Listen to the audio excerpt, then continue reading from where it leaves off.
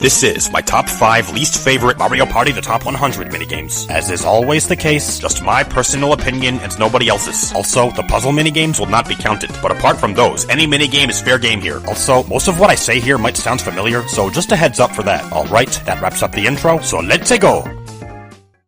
I am the princess.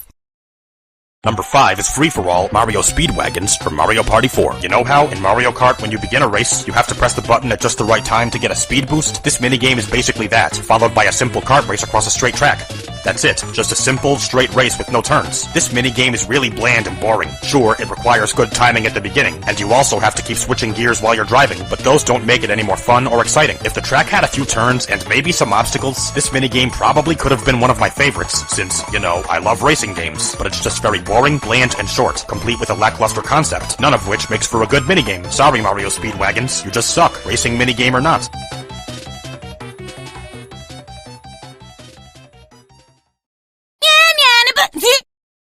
Number 4 is free-for-all Slot Car Derby from Mario Party 2. You want wonky controls? You got them. All 4 players are racing on a racetrack and must drive by holding the joystick down. However, when turning, they have to let go of the joystick, since going too fast on turns causes you to spin out, which will make it easy for the other players to pass you. Constantly having to tilt and release the joystick feels kind of awkward, and even disregarding that, the controls are also really simplistic. Most Mario Party racing minigames, kinda like Mario Kart, have you hold down one button to drive and use the joystick to turn, which is much less awkward than fiddling with just the joystick. So, although it is a racing game, which I usually love, Slot Car Derby sucks, which is why it's my 4th least favorite minigame.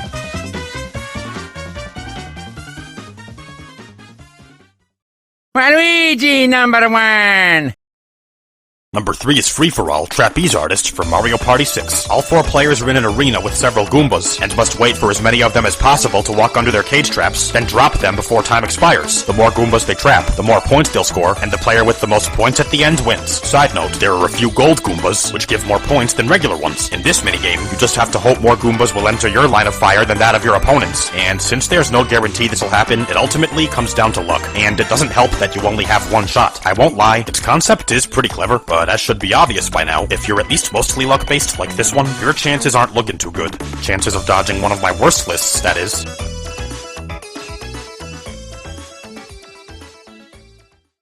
Loser!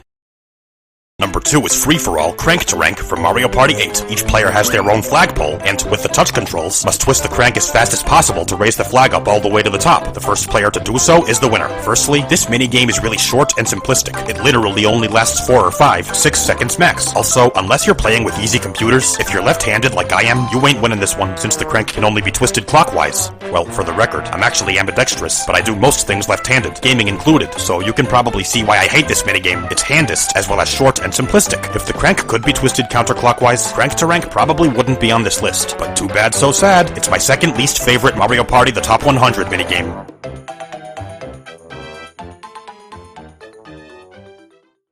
Come on!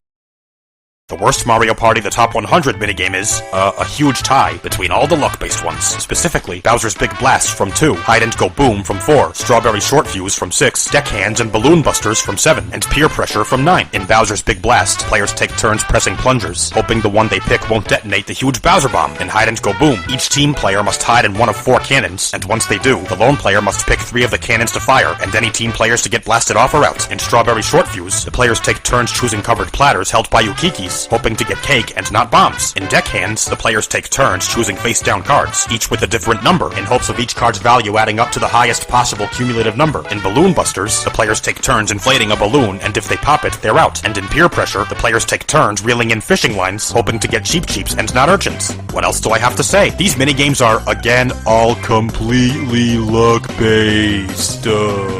So why isn't Trapeze Artist included? Because, like I said, that one isn't totally luck-based, just mostly, so that spares it. Why didn't you just separate them based on concept or something? Because if I had, they'd have taken over this list completely, and it would have sucked talking about just luck-based minigames, so I just decided to have them all share the top, or, I guess, bottom spot. But if I had to rank these minigames from least awful to most awful based on concept, it would go like this. Strawberry Short Fuse. Funny and clever concept, and you can at least keep track of a few, geekies. Bowser's Big Blast. Funny concept, and it's nice to finally be able to play this one without having to worry about losing progress on a board purely due to bad luck. Balloon Busters. Funny concept, makes good use of the microphone, and the flawed execution the original version had was fixed. Hide and Go Boom. Funny concept, and unlike the other 5, which are all free-for-alls, it's a 1v3. Peer Pressure. Somewhat interesting concept, and amazing music. And the worst of the bunch is Deckhands. I guess it's cool that it's no longer a battle minigame, but regardless, there's nothing special about the concept, it's relatively boring, and it also just drags on forever. So while these minigames do have some good things about them, well, except Deckhands, they're all, let me hear you say it, Completely luck-based! That's right, and how do I feel about those? You despise them with all your heart. Right again, so these 6 minigames are easily the worst ones in Mario Party the Top 100.